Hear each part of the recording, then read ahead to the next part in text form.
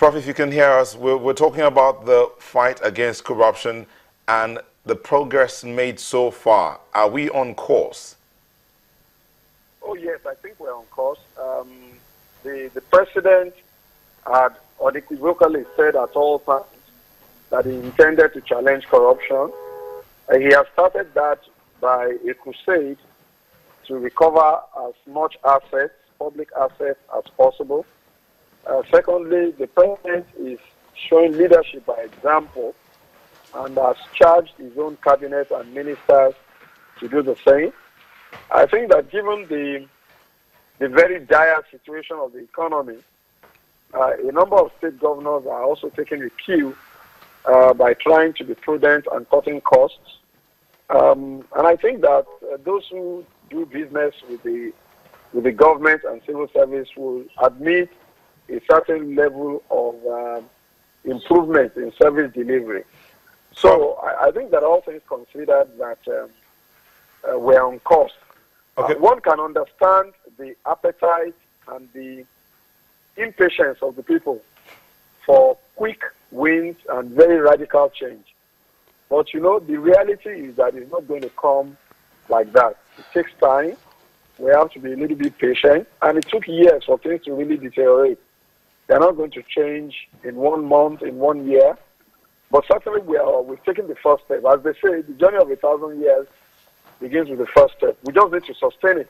Prof, if I may come here, what would you say is different in this particular war against corruption? What's different? Because one of our guests here has said there is no thought being put into it, no scientific thought being applied to this particular surge against corruption. Okay. What's different, first of all, is that this particular crusade enjoys the highest level of political will. It is led by the president himself. What that means is that some of the agencies of government who hitherto had either self-censored themselves, you know, you don't want to move because you think that the powers that be will challenge you if you move against people who are politically powerful. That is out of the question now. So the president himself is leading this crusade. That's one significant change. Secondly, it is not correct to say that there is no strategy to this. To this crusade. That is the role of, or should I say, one of the functions of the committee that I represent. And there is a strategy. First of all, the investigation has been going on for quite some time, and a number of people have been identified. All that information is the public domain. Now, of course, you are not going to convict people by mere investigation or allegation. You have to go through the legal process. And that is the next leg. A number of people are being charged to court. And, of course, there's been a whole load of advocacy also around the legal process about things not being delayed so that everybody can have their day in court and be subject to the rule of law. Okay?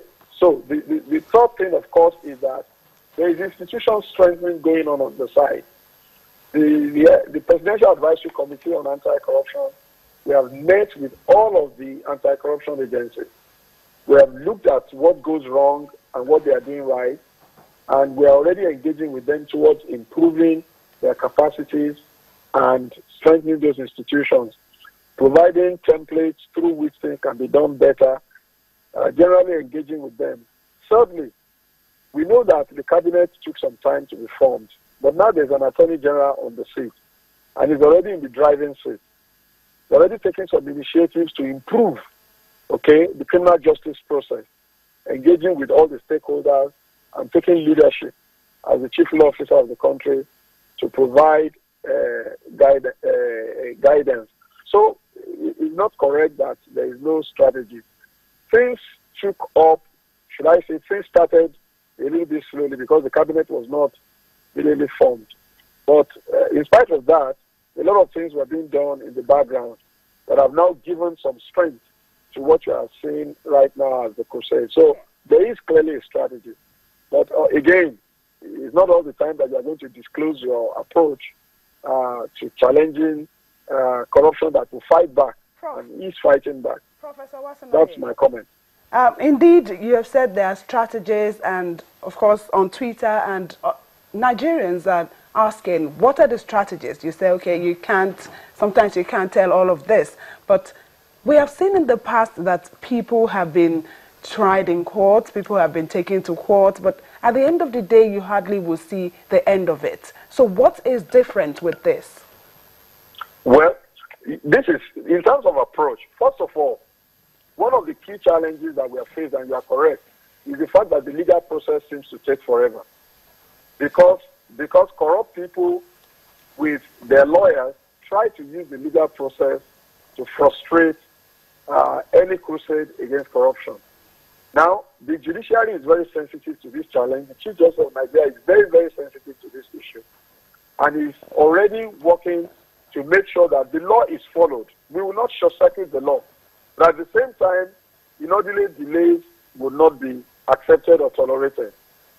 Secondly, with regards to investigations and prosecutions, before, you will find situations in which investigations were not thoroughly or completed before you will file charges. In this case, they've taken statements from everybody. They know exactly God what, at least using Dasuki Gate as an example, before they are filing charges.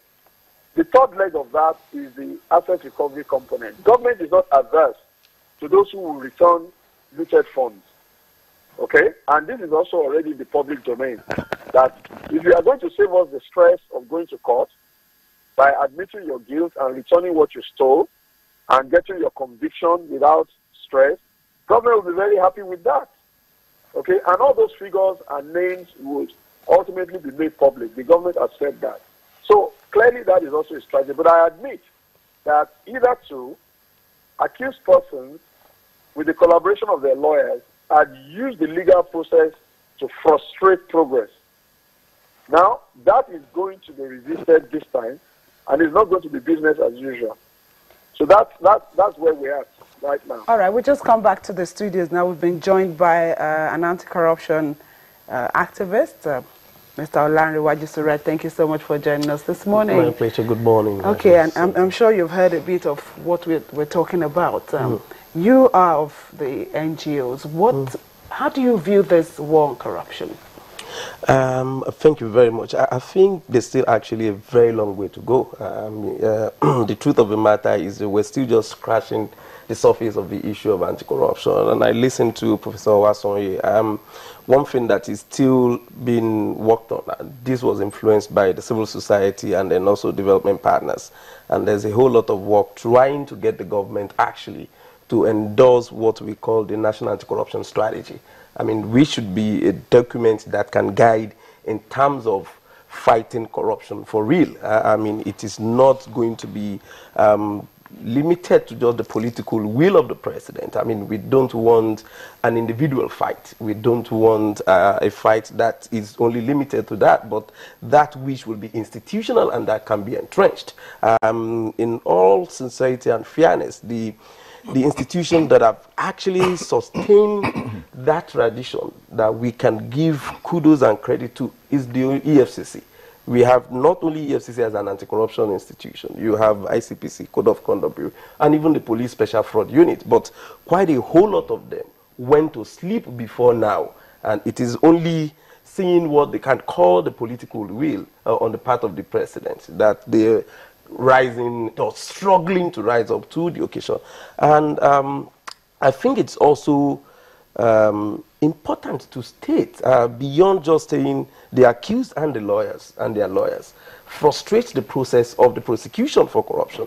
The judiciary as a whole, including the judges, are culpable in this. And one of the credit we should give to the immediate past president, President Jonathan, was the passage of the Administration of Criminal Justice Act, which has reduced the opportunity for many of the accused to explore the vacuum and loopholes within the law to protect this prosecution to ages.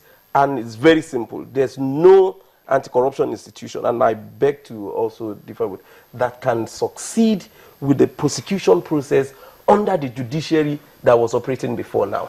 Okay.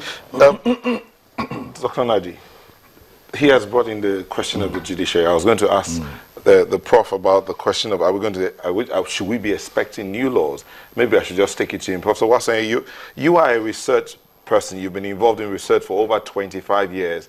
When you look at the laws we have now, besides the Administration of Criminal Justice Act of 2015, the laws we have now, are they adequate to stem corruption wholly?